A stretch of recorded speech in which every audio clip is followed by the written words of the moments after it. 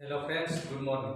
आज हम आप लोगों को 2023 में जो नीट का एग्ज़ाम होने वाला है उसके बारे में बताने जा रहे हैं, जिसकी नोटिफिकेशन आपका दिया गया है और इस बोर्ड में आपको दिखाते हैं। 2023 का एग्ज़ाम जो नीट का होगा उसके बारे में क्या क्या नोटिफिकेशन है, कब से कब इसका डेट है फॉर्म भरने का, और लास्ट डेट कब है, इसका एग्ज़ाम कब है, किस पैटर्न से एग्ज़ाम होगा, कितना इसका फी लग रहा है, कौन इसका एग्ज़ाम लेता है। तो इसके टोटल डिटेल्स के बारे में हम लोग आज जानते हैं। जो 12th के विद्यार्थियों के लिए, जो अभी अपेयरिंग कैंडिडेट है, वो भी इस एंट्रेंस एग्ज़ाम के लिए फॉर्म भर सकते हैं।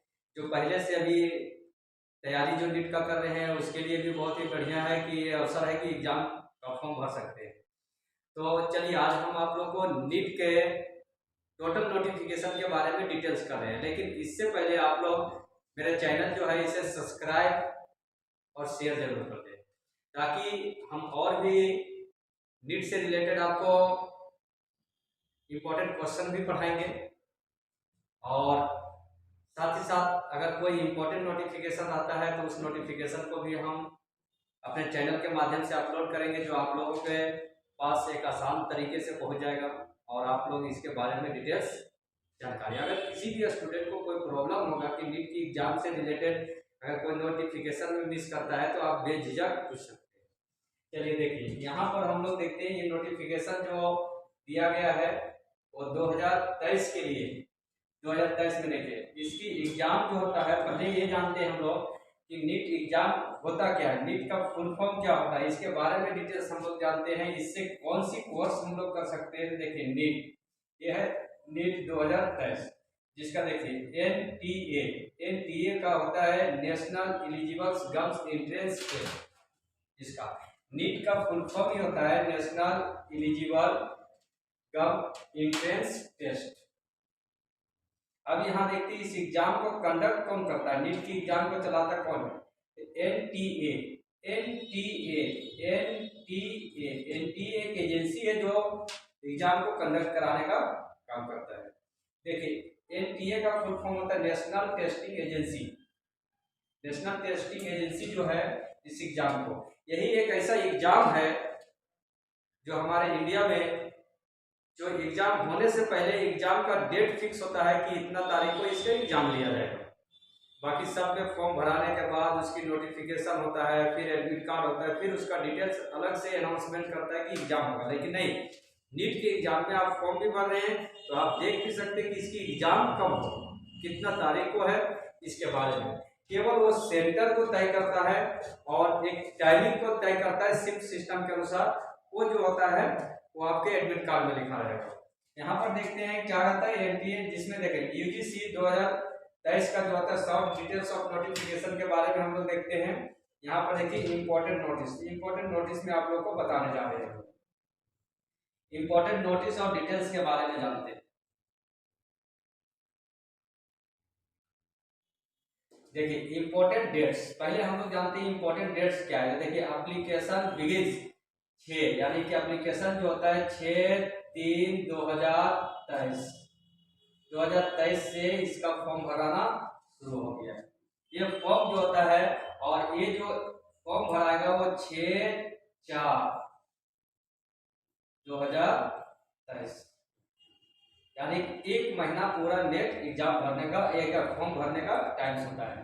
अप टू 9 PM, 9 बजे रात तक आप फॉर्म भर सकते हैं। ओनली केवल जो होता है ऑनलाइन आप फॉर्म भर सकते हैं।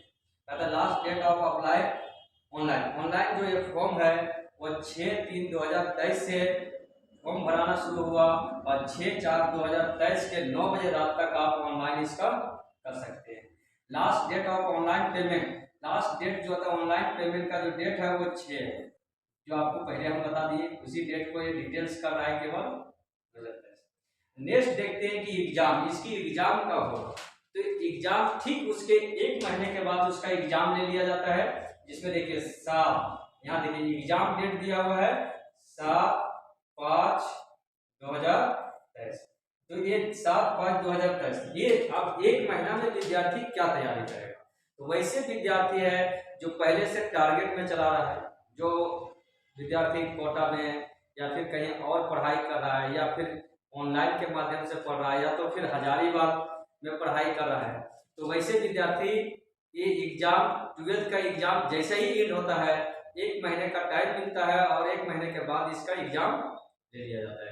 तो इसके मतलब है कि वो पढ़ने का एकदम कंप्लीट टाइम नहीं मिलता उसके पास। वैसे विद्यार्थी है जो 11 और 12 वो टोटल कंप्लीट कोर्स पढ़ा हुआ है, 12th का एग्जाम दिया और फिर ये रिवीजन के लिए, तो रिवीजन का प्रैक्टिस करने का केवल टाइम मिलता है इसके पास, और कोई टाइम अलग से नया तैयारी के लिए टाइम नहीं। अगर कोई स्टूडेंट तैयारी करने के लिए अगर टाइम चाहता है कि हम नीट का तैयारी करेंगे फॉर्म भर करके, तो ऐसी स्थिति में ये बेकार हो जाएगा।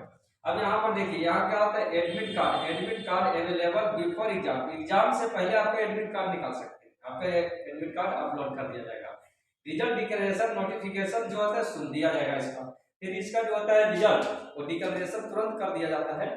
अब आगे देखते हैं हम लोग इसके बारे में कि ये जनरल एप्लीकेशन फी में कितना फी लग रहा है ऑनलाइन फॉर्म भरने के लिए। तो देखिए जनरल कैटेगरी का है उसको 1700 रुपया देना है। ईबीआर जिसे ईडब्ल्यूएस यानी ओबीसी कैटेगरी का है वो 1600 रुपया है, और एससी एसटी पीएफ जो 1000 रुपया है। यानी कि ये 3 कैटेगरी में फी स्ट्रक्चर इसका सेट किया गया, जो फॉर्म का जो है वो फी स्ट्रक्चर सेट किया गया है। पे द एग्जामिनेशन फी थ्रू ई चलान के माध्यम से आप ऑफलाइन कर सकते हैं या मोड, या पे the examination fee through online debit card से कर सकते हैं, क्रेडिट कार्ड से कर सकते हैं, नेट बैंकिंग फी मोड में भी कर सकते हैं। आप जिस तरह से सुविधा हो उस तरह से आप कर सकते हैं पेमेंट, लेकिन ऑफलाइन से अगर करते हैं तो ई चलान के माध्यम से करना होता है। चलिए आप लोग को एक इम्पोर्टेंट डेट पता चल गया, एप्लीकेशन फी पता चल गया। अब नेक्स्ट देखते हैं कि इसके बाद हम लोग आ जाते हैं एज पर, इसकी एज क्या है।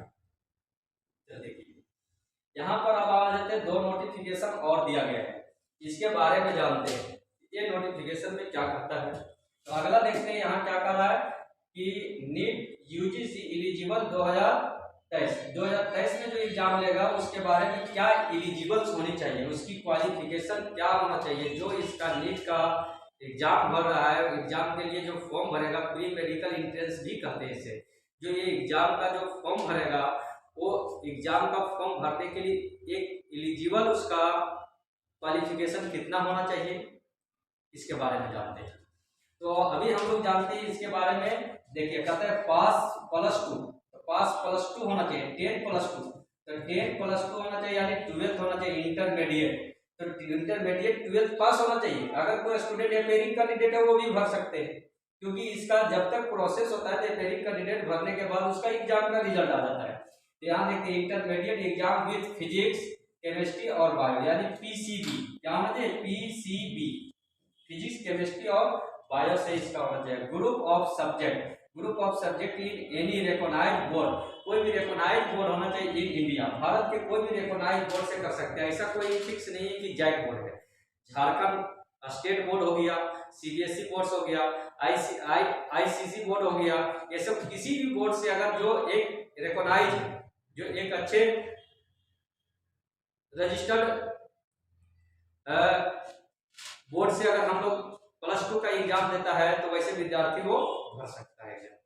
चलिए अब यहाँ पर देखते हैं क्या है, जैसे बिहार बोर्ड हो गया, बंगाल बोर्ड हो गया, हर स्टेट बोर्ड कवर करता है, सीबीएसई बोर्ड भी करेगा, आईसीसी बोर्ड भी करता है। तो यहाँ पर देखिए इंडिया का कहता है more details kindly see the full information proceed and read the code Y eligible details. और रोड जो यहाँ पर जो होता है कोड वाई जो एलिजिबल डिटेल्स के बारे में जानकारी ले सकता है। तो फिलहाल इतना जानिए कि 12th में फिजिक्स केमिस्ट्री बायो होना कंपलसरी है, जिसका फिजिक्स केमिस्ट्री बायो है वही विद्यार्थी इसका फॉर्म भर सकता है। अब नेक्स्ट आ जाते हैं, इसका जो आता है कि नीट यूजी 2023 में एज लिमिट क्या किया है। तो मिनिमम एज जो होता है 17 ईयर्स है, कितना है 17 ईयर्स। और यहाँ पर देखते हैं maximum age no limit, maximum आपका कितना है कोई लिमिट नहीं दिया गया। अब यहाँ पर देखते हैं अगला कहता है बोर्न, ये एज को कब से जोड़ा जा रहा है। एज जो है 31/12/2006 से लेकर के 31/12/2023 तक है, 31 12/2006 से लेकर के 31/12/2023 तक मिनिमम उसका एज जो है वो 17 ईयर्स होना चाहिए। मैक्सिमम का कोई लिमिट नहीं किया है।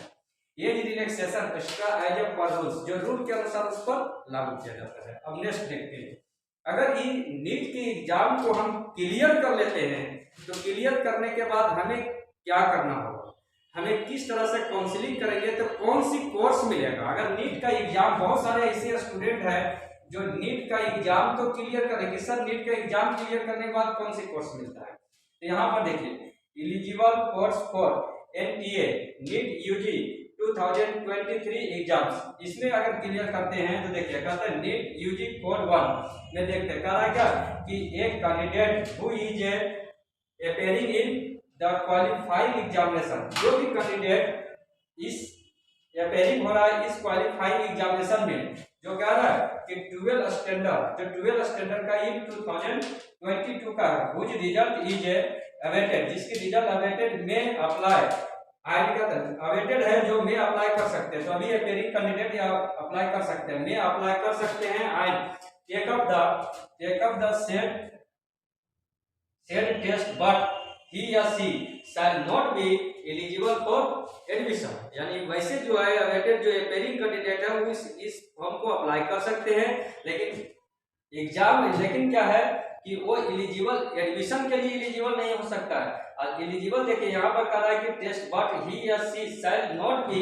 Eligible for admission to the MBBS या BDS, वो MBBS और BDS के लिए एलिजिबल नहीं हो सकता है।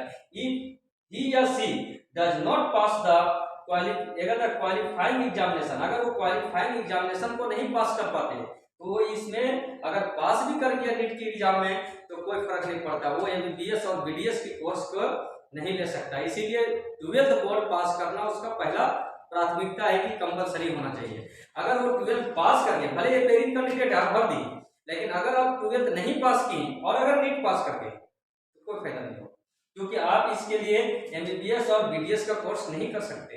और जब आपका 12th का क्लियर हुआ और साथ ही साथ इसके निकाल लेते, देखो इफ ही या she does not pass the qualifying examination with the required pass, जो रिक्वायर्ड पास की जरूरत होता है। नेक्स्ट देखिए यहाँ पर क्या लिखा हुआ है कि यहाँ पर देखिए कहता है परसेंटेज ऑफ द मार्क्स जो at the time of the first round counselling, जो फर्स्ट राउंड की काउंसलिंग में आपका जो रिक्वायरमेंट पास मार्क्स जो होना चाहिए वो होना जरूरी होता है।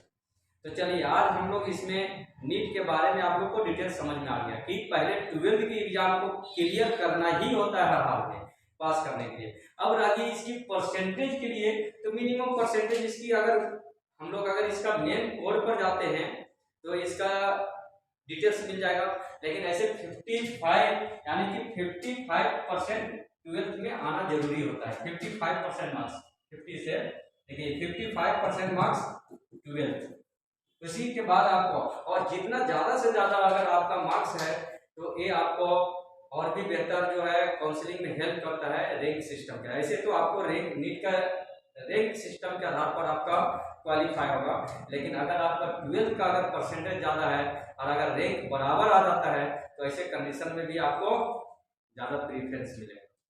तो चलिए आप लोग को और भी किसी भी प्रकार का अगर नीट से रिलेटेड कोई भी नोटिफिकेशन अगर अधूरा रह गया हो तो आप लोग कमेंट करके, या तो मेरा व्हाट्सअप नंबर है ABC बायोलॉजी क्लास हजारीबाग में चलता है, जो आप उस पर भी कांटेक्ट करके पूछ सकते हैं। मेरा कांटेक्ट नंबर देखिए ऑलरेडी इसमें तो पहले दिया रहता है 62076070 ये है मेरा मोबाइल नंबर, व्हाट्सअप नंबर। और बाकी चैनल को आप सब्सक्राइब करेंगे और उसे शेयर कर दें। साथ ही साथ आप क्या है कि वहां से भी मेरा मोबाइल नंबर आप निकाल सकते हैं कोई भी इंपॉर्टेंट नोटिफिकेशन की जानकारी के लिए। अगर कोई वैसे विद्यार्थी हैं जो नीट का एग्जाम का फॉर्म भर देंगे और भरने के बाद जो है कि अगर उसे तैयारी का टाइम नहीं मिल पा रहा है, तो वैसे सिचुएशन में मेरा कुछ ऐसे ऑब्जेक्टिव MCQ से रिलेटेड वीडियो है, उस वीडियो को आप देखें, उससे आपको बहुत हद तक आपको टेंशन फ्री हो जाएंगे और बहुत हद तक आपको एग्जाम क्लियर करने में हेल्प होगा। और ये नोटिफिकेशन आने के बाद हम चैप्टर वाइज आपको प्रत्येक चैप्टर वाइज वीडियो जो है वो एमसीक्यू क्वेश्चन का गैस क्वेश्चन भेजते जाएंगे। खास करके बायो में आपका दिक्कत नहीं होगा, बायो में 11 था 12। अब रह गया इसमें एग्जाम जो होता है पीसीबी, फिजिक्स केमिस्ट्री बायो में एग्जाम इसका होता है MCQ, multiple choice question. MCQ जो होता है ऑप्शन एक क्वेश्चन, जिसमें आता है क्या कि फिजिक्स से 45 क्वेश्चन होगा, केमिस्ट्री से आपका 45 क्वेश्चन होता है, और बायो में बढ़ जाता है बॉटनी और जूलॉजी, ये 45 और ये 45। इस तरह से आपका टोटल मिलाकर के 180 क्वेश्चन होता है। 180 का सब 1 क्वेश्चन कंटेन 4 मार्क्स। एक क्वेश्चन जो है वो 4 नंबर का रखता है, इस तरह से 720 मार्क्स का होता है। और ये नेगेटिव होता है, क्या होता है नेगेटिव मार्किंग होता है। अगर आप एक क्वेश्चन बनाते हैं तो अगर एक क्वेश्चन आप सही बनाएंगे तो 4 मार्क्स मिलेगा, 4 मार्क्स। और अगर आपने एक क्वेश्चन गलत कर दिए तो 4 मार्क्स तो चला ही गया, और 1 मार्क्स यहाँ से माइनस हो जाएगा, यानी 3 मार्क्स। इस तरह से आपका एक नेगेटिव होता है, 4 नेगेटिव मार्क्स के आधार पर ये एग्जाम दिया जाता है। तो चलिए अभी फिलहाल इतना जानिए कि इसमें 11 और 12 दोनों से रिलेटेड क्वेश्चन आता है। ये मत समझिए कि बॉटनी और जूलॉजी केवल 12 के लिए, नहीं, 11 और 12, 11 के बॉटनी जूलॉजी, 12 का बॉटनी जूलॉजी, फिजिक्स का 11 और 12, केमिस्ट्री का 11 और 12, टोटल कंप्लीट टॉपिक से रिलेटेड ये क्वेश्चन। तो थैंक्स,